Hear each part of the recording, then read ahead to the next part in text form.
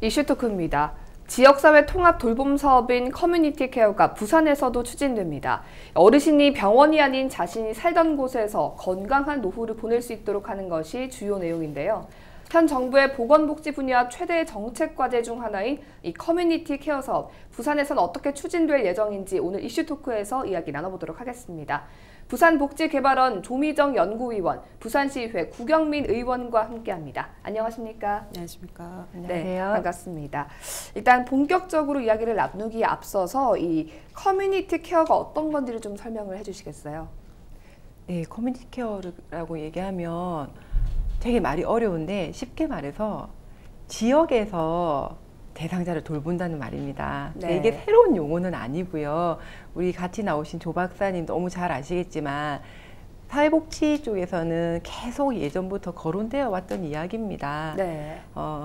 특히 우리나라 같은 경우는 2017년 기준으로 병상 사망률이 75%에 달한다고 합니다. 이 말이 무슨 말이냐면 보통 선진국에서는 질병으로 병원에서 사망하는 사람들이 전체 사망자의 한 40~50%를 차지하는데요. 네. 유독 한국은 75%에 달한다는 거는 우리나라가 그만큼 의료 수준이 취약해가지고 다들 병들어 돌아가시는 걸까? 그건 아니죠. 예. 돌볼 사람이 없기 때문에 내가 살던 집, 내가 살던 마을에서 자연스러운 노화와 그 생의 말기를 마감하는 것이 아니라 네. 내가 돌봐줄 사람이 없기 때문에 병원에 들어가서 환자가 되어 죽는다는 거죠. 예. 그래서 이거는 아주 인류학적으로도 바람직하지 못한 것이고, 네. 그 다음에 가장 중요한 거는 이런 식으로 가다 보면 우리 건강보험 재정이 매우 취약해질 수가 있습니다. 그래서 여러 가지로 국민들이 편안하고 안락하게 내가 살던 집에서 죽을 권리를 찾아주는 것과, 그리고 보건 재정의 안정화를 위해서 반드시 지금 필히 도입돼야 될 시스템이라고 생각합니다. 예. 의원님께서 말씀을 잘 해주셨지만 박사님이 보시기에 이 커뮤니티 케어가 꼭 필요한 이유가 있습니까? 지금 2019년 저는 좀 통계를 중심으로 말씀을 조금 드리면요. 네. 2019년 3월 기준으로 해서 65세 이상 노인 인구 비율이 14.9%입니다. 여기에 우리 부산시 같은 경우에는 17.4%로 전국 그 7대 광역시 중에서 가장 그 고령화 속도가 빠르다고 할 수가 있고요. 네. 앞서 구경민 의원께서도 여러 가지 필요성에 대한 부분들까지도 포함해서 말씀을 해주셨는데, 이 고령화 속도가 빨라지고 그리고 노인 인구가 많아진다라는 부분들은 이 고령사에서 가장 먼저 이제 요구되는 부분들이 이 돌봄 수요와 관련된 부분들입니다. 그래서 예. 돌봄과 관련된 이 수요가 급격하게 이제 증가하게 될 수밖에 없는 그런 상황들이고요. 그래서 이런 것들로 인해서 노인들이 지역사회에서 살고 싶지만 어쩔 수 없이 병원이나 요양시설로 갈 수밖에 없고, 네. 그렇게 되면은 사회적 비용이 증가할 수밖에 없는 그런 악순환이 계속 반복될 수밖에 없는 그런 부분들이 생깁니다. 네. 그래서 되도록이면은 어르신들이 지역사회 안에서 생활을 할 수 있는 그런 시스템을 만들자라고 하는 게 이 커뮤니티 케어고요. 특히나 이게 부산을 포함해서 그 전체 인구 중 그 다수의 연령층을 차지하는 게 또 한 가지가 이제 베이비붐 세대를 말씀을 드릴 수가 있는데, 네. 지금 현재 이제 내년부터 베이비붐 세대가 65세 이상 노인 인구 그 노인기로 이제 접어드는 시기가 되고요. 네. 그리고 2030년이 되면은 75세 이상 그 초고령기, 그 네. 후기인 고령기로 이제 접어들게 되는 그런 시기가 되면은 이 사회적 부담이 훨씬 더 급격하게 증가되는 그런 그 현상들이 나타날 수밖에 없고, 네. 그리고 이게 이제 그 본인들의 불편함들뿐만 아니라 반드시 이제 부산에서 이런 그 노인들이 지역사회에서 살 수 있는 그런 시스템들을 만드는 것들은 어떻게 보면 시대적 변화에 따른 어떤 국가 정책, 그리고 우리 부산시의 이 필수적인 정책이다라고 이렇게 말씀드릴 수가 있습니다. 네, 그래서 이제 부산형 커뮤니티 케어 조성 사업이 본격적으로 추진이 됩니다. 좀 부산형 커뮤니티 케어 사업은 어떤 건지 좀 설명을 부탁드립니다. 커뮤니티 케어라는 게 과거에 하던 중앙정부에서 복지 정책을 어떻게 하겠다, 각 시도가 따르라 하는 사업이 아니고요. 예. 각자의 지역에 맞춰서 사업을 하게끔 하는 것이 커뮤니티 케어입니다. 네. 부산 같은 경우는 앞서 조 박사님 말씀하셨다시피 타 시도에 비해서 매우 고령화율이 빠르고요. 또 이 커뮤니티 케어는 단순히 보건하고 복지의 통합만 필요한 것이 아니라 우리 노인 돌봄이라면 주거 환경 모든 것까지 다 개선되어야 될 부분인데, 특히 부산 같은 경우는 원도심 중심으로 보면 매우 열악하고 낙후된 주거 환경에 아주 고령층들이 많이 거주하고 계십니다. 네. 그런 부산의 어떤 특수성들을 감안해서 주거, 복지, 보건을 통합하여서 추진하는 것이 이제 부산형 커뮤니티 케어인데요. 네. 올 3월에 부산시 행정부시장 직속으로 이제 커뮤니티 케어 추진단이 구성되어 있고요. 예. 네, 지금 부산사회복지 공동모금회하고 협의해서 복지부 선도사업 지역으로 선정된 곳이 부산 진구하고 북구가 두 곳이 있습니다. 네. 그래서 요 곳에 지금 총 7억 원을 저희가 지원을 해서 일단 부산 진구하고 북구가 먼저 시범형으로 사업을 해보는 것으로 이제 시작이 될 겁니다. 예. 그러면 앞으로는 좀 어떤 케어 서비스가 진행될 예정인가요? 앞서 말씀드렸다시피 지금 현재 이제 추진단이 구성이 되어 있고요. 예. 제가 말씀드렸다시피 이 커뮤니티 케어는 보건, 복지, 주거, 그리고 마을 공동체에서 어떤 마을 리더들이 소통을 하고 그런 것들이 여러 가지 복합적인 거 꾸려져야 되는데, 일단 저희가 추진단이 구성되었고 어떤 구가 할 거라는 게 결정되었고 돈을 어떻게 지급을 할 거라 되었으니까 북구하고 진구가 가지고 있는 본인들의 또 자원이 있을 거 아닙니까? 예, 예. 뭐 의료시설이라든지 마을 공동체가 형성되어 있다든지 또 행정 조직들이 다 있지 않습니까? 그것을 이용해서 이제 북구와 진구의 특색에 맞춰서 이제 사업을 시작하는 거고, 거기에는 이제 부산시에서는 부산 의료원이라는 예. 공공의료기관이 같이 투입돼서 1차 의료 서비스까지 같이 이제 진행될 겁니다. 예. 일단 이 대한병원의사협의회에서 이 커뮤니티 케어 사업이 이제 원격적인 뭐 진료 도입을 위한 도구로 전락할 가능성이 있다, 이런 우려의 시선을 좀 표했는데요. 이런 시선에 대해서는 어떻게 보십니까? 아마 원격 진료와 관련해서는 뭐 의료 쪽의 전문가들이 더 잘 아시겠지만 그것과 관련된 문제점들이 분명히 있을 수는 있습니다. 하지만 그게 전체다라고 이렇게 저는 개인적으로 보지 않고요. 오히려 1차 의료 체계를 이 지역사회 안에서 커뮤니티가 작동이 되려고 하면 이 1차 의료 체계가 제대로 이렇게 기반이 받쳐줘야 되는데, 그러기 위해서는 아무래도 이제 수가와 관련된 부분들이 뒤따를 수밖에 없고, 그래서 이 방문 진료라든지 뭐 왕진이라든지 이런 것과 관련된 1차 의료 수가 체계가 이제 마련돼 있지 못하다 보니까 아무래도 의사협회에서는 그것과 관련된 부분들을 좀 부정적인 시각들이 좀 많은 것들이 사실입니다. 예. 그리고 또 이제 이 정부에서 커뮤니티 시범 사업을 추진하면서 중앙정부 50% 그리고 지자체 50%씩 재정을 부담한다고 발표를 했거든요. 네. 근데 이 부산시에서 이 50%를 좀 재정을 감당할 수 있는 상황인가요? 사실 솔직히 말씀드리면 하려고 하면 하겠죠.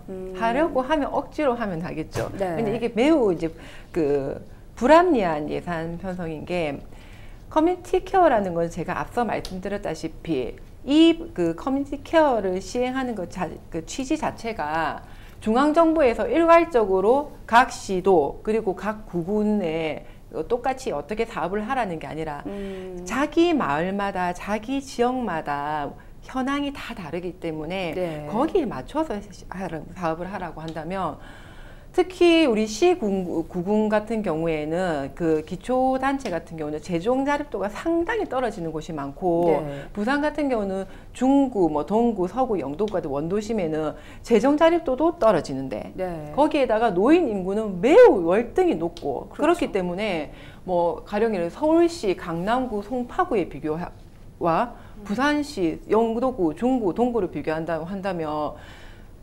기초단체 자립도는 상당히 떨어지면서, 예. 물론 뭐 기초단체를 떠나고 광역시, 특별시를 비교한다도 서울시와 부산시의 재정 자립도는 상당히 차이가 났는데 노인 인구는 월등히 더 높고 이런 상황이란 말이죠. 예. 근데 똑같이 중앙정부가 50대 50으로 한다고 한다면 결국은 예산을 좀 수용해서 충분히 쓸 수 있는 곳에 사는 시민들은 거기에 당응하는 서비스를 받고 예. 그렇게 안 되는 곳에서는 또 이 서비스를 받지 못하게 된단 말입니다. 예. 그러니까 예산을 중앙에서 저는 이제 최소한 이 그 커뮤니티 케어라는 것 자체가 결국 그 자기 지역에 맞게끔 사업을 하라고 한다고 한다면 이 예산만큼도 이런 식으로 일괄적으로 똑같이 5대5로 할 것이 아니라 예. 그 지역 현황에 맞게끔 예산 조절이 필요하다 생각합니다. 예. 그래서 저는 중앙에서 조금 이 부분을 다시 고민해 주셔야 될 것 같습니다.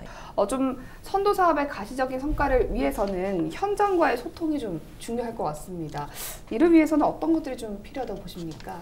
네, 솔직히 이 커뮤니티 케어가 제대로 작동되려면 정말 이렇게 모든 부처 그리고 공공뿐만 아니라 여기는 민간이나 지역 주민들까지 소통할 수 있는 그런 체계들이 중요한데요. 현행 저희 우리나라 돌봄 체계들을 살펴보면 의료와 그리고 복지 간의 이 공유 체계가 제대로 작동되고 있지 않는 것이 현 주소고요. 네. 그래서 이렇게 아까 뭐 여러 가지 필요성에 대해서 말씀을 하셨는데 지역사회에서 끊김없는 이런 돌봄들이 제대로 작동이 되기 위해서는 공공, 민간, 그리고 지역 주민을 포함한 이런 모든 주체들이 유기적인 이 연계 체계들이 제대로 작동될 수 있는 구조들이 좀 무엇보다 중요합니다. 그래서 우선은 정부 차원에서는 부서 간의 어떤 연계 협력을 좀 강화할 수 있는 그런 부분들을 전체적으로 정책적으로 추진을 해야 될 것이고요. 예. 그리고 또 한 가지는 또 빅데이터라든지 이런 것들을 활용을 해서 정보 체계들, 이게 부서 간 칸막이도 있지만 정보 시스템도 이 부서 간 칸막이로 인해서 이게 공유가 되지 않는 그런 부분들이 좀 많습니다. 그래서 네. 이런 것들을 정부 차원에서 아마 해소하려는 그런 노력들을 지금 현재 하고 있고요. 부산을 포함해서 지자체 차원에서 해야 될 부분들은 이제 커뮤니티 케어가 작동이 되면은 부산 진구라든지 북구에는 읍면동의 케어 안내 창구와 그리고 구군에는 지역 케어 회의 체계를 작동시키게 됩니다. 그래서 케어 안내 창구는 주민생활 돌봄과 관련돼서 주민생활 전반과 관련된 그런 모든 정보들이 모아지고 그 모아진 정보들을 지금 현행에 있는 노인이나 장애인이나 뭐 아동이나 이런 전달 체계로 이렇게 쏴주는 그런 역할들을 해야 되고요. 네. 동시에 이런 것들이 필요한 돌봄 서비스들이 다양할 수가 있잖아요. 그런 것들은 구군 단위의 지역 케어 회의 체계를 통해서 연결시켜서 민간이 가지고 있는 지역사회 자원이라든지 공공이 가지고 있는 자원들을 이게 포괄적으로 좀 종합적으로 제공할 수 있는 그런 체계를 마련하는 게 무엇보다 중요할 거다라고 생각을 합니다. 네. 근데 두 분 말씀을 좀 듣다 보니까 부산 같은 경우도 원도심 지역은 굉장히 고령화돼 있지 않습니까? 뭐 전남이나 경남의 어떤 좀 군 그리고 마을 시골 마을 같은 데 가면 대부분 이제 고령화돼서 시골에 어르신들만 많이 계신데 그런 곳에서 이렇게 커뮤니티 케어가 잘 장착을 해서 진행이 되려면 인력의 문제도 굉장히 필요하지 않을까 네. 이런 의문이 좀 드는데 어떻게 좀 잘 추진이 될 수 있으리라고 보십니까? 아까 제가 앞서 말씀드렸듯이 읍면동 케어 안내 창구를 설치를 한다라고 말씀드렸잖아요. 네. 그래서 일단은 정부에서 지금 8개 선도 사업 지역이 선정돼 있고 부산은 거기에서 이제 예비형으로 전환이 되어 있습니다. 그래서 아마 곧 국비가 추경 작업이 끝이 나면 추경에서 예산을 확보하게 되면은 선도 네. 사업에 이제 예산이 국비가 매칭이 될 수가 있는데 네. 그렇게 되면 지역 케어 안내 창구를 설치를 하게 되면은 일단은 복지부 지침엔 상에는 2명의 인력을 사회복지사와 간호사를 읍면동의 케어 안내 창구에 배치하도록 되어 있습니다. 그래서 그 2명의 인력을 통해 가지고 모든 어떤 정보 공유 체계라든지 자원 연계 시스템이라든지 이런 것들을 좀 할 수 있도록 요거는 단순한 인력이 아니고 공무원을 배치를 하는 거기 때문에 네. 아무래도 책임감과 거기에 따른 전문성이 뒷받침될 것이라고 생각이 되고요. 그리고 부족한 부분에 있어서는 아무래도 공공에서 모든 걸 돌봄을 다 커버하기는 힘들고 그래서 지역사회에서 그 돌봄들을 좀 커버할 수 있는 그런 돌봄 방식을 좀 다양한 방식까지도 동시에 검토가 돼야 될 것으로 생각합니다. 예. 일단 이 커뮤니티 케어 사업이 좀 성공적으로 추진이 된다라고 하면 앞서서도 이제 건강보험 문제 같은 것들도 언급을 좀 해주셨는데 또 다른 어떤 긍정적인 효과들을 기대할 수 있을까요? 지금 커뮤니티 케어를 얘기하는데 저희가 자꾸 노인에만 방점을 둬서 얘기하는데 네. 당장 시급한 게 부산 같은 경우는 2022년이 되면 초고령 사회가 되기 때문에 우리가 네. 당장 시급한 게 노인이라도 노인이 얘기하는 거지만요.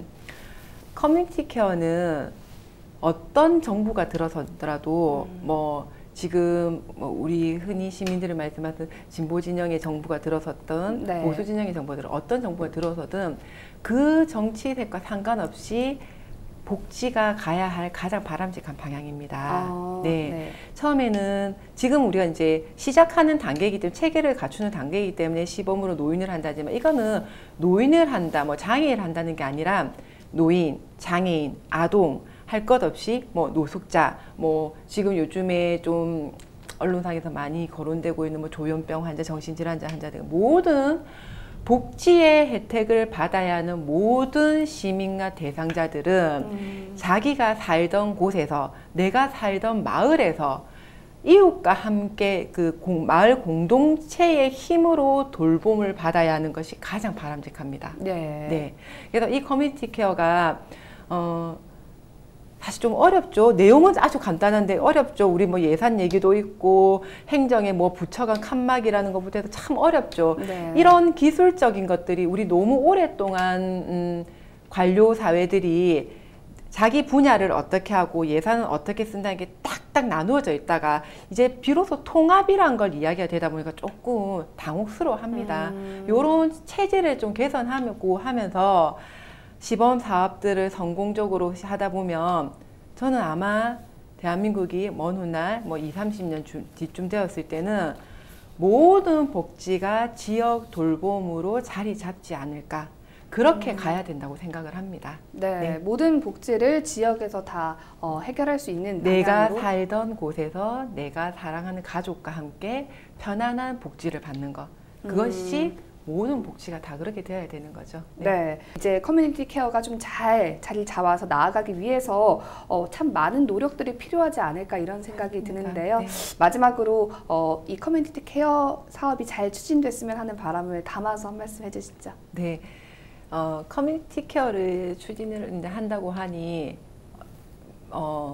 사실 민간에서는 우려도 있습니다. 민간에서 복지를 그동안 담당하셨던 분들이 우리가 가지고 있던 고유한 권한, 우리의 그 노하우가 정말 우리가 지역 주민들에게 밀착해 있어서 그 노하우들이 관으로 이관되면서 다 이게 사라지는 것이 아닐까 하는 우려들도 있으십니다. 네. 근데 이 사업은 커뮤니티 케어는 절대 국가나 지방 정부 주도로 갈 수는 없습니다. 무조건 민관 협치로 가야 됩니다. 예. 네. 그래서 이거는 모두가 상생하는 대상자들, 시민들을 위한 거기도 하고 지금 현재 복지를 일선에서 담당하는 민, 관 모든 분들이 상생하는 바람직한 정책이기 때문에 네. 지금에 가지고 있는 약간의 우려와 걱정은 충분히 소통으로 해결을 해가나 보면 분명히 이 커뮤니티 케어는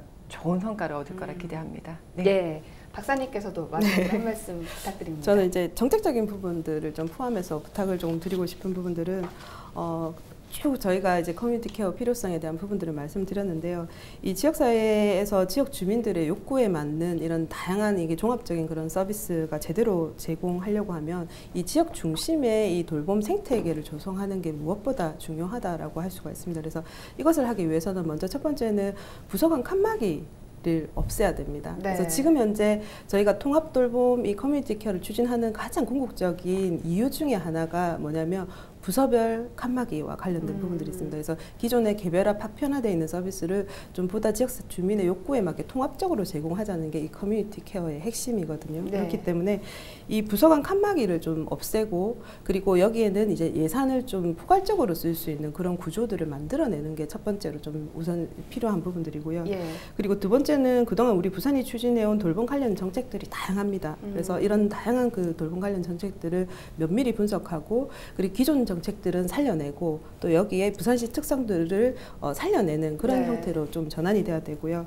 그리고 마지막에는 앞서도 제가 잠깐 말씀드렸지만 현행 돌봄 체계에서 노인이든 장애인이든 지역사회로 복귀한다고 해서 당장 이 돌봄이 지역사회에서 작동되는 체계는 아닙니다. 지금 현재 우리나라 주소가 네. 주소가 지금 그런 상황이고요. 그렇기 때문에 이 돌봄의 부담이 오로지 그 가족에게 갈 수밖에 없는 지금 구조이기 때문에 이게 끊김없는 지역사회에서 돌봄 체계가 작동이 적용이 되려고 하면은 아마도 정부나 지자체가 막대한 예산을 마련을 하고 지원을 한다 하더라도 24시간 365일을 커버하는 데는 한계가 있습니다. 네. 그렇기 때문에 이 공공에서 그 지원하는 이런 공공 서비스의 그 부분과 관련해서 빈틈이 발생하는 이 사각지대와 관련된 부분들을 지역사회에서 어떻게 채울 것인가. 그래서 보다 돌봄의 방식들을 좀 다양화할 수 있는 그런 방식들까지도 동시에 고려돼야 할 것이라고 생각이 됩니다.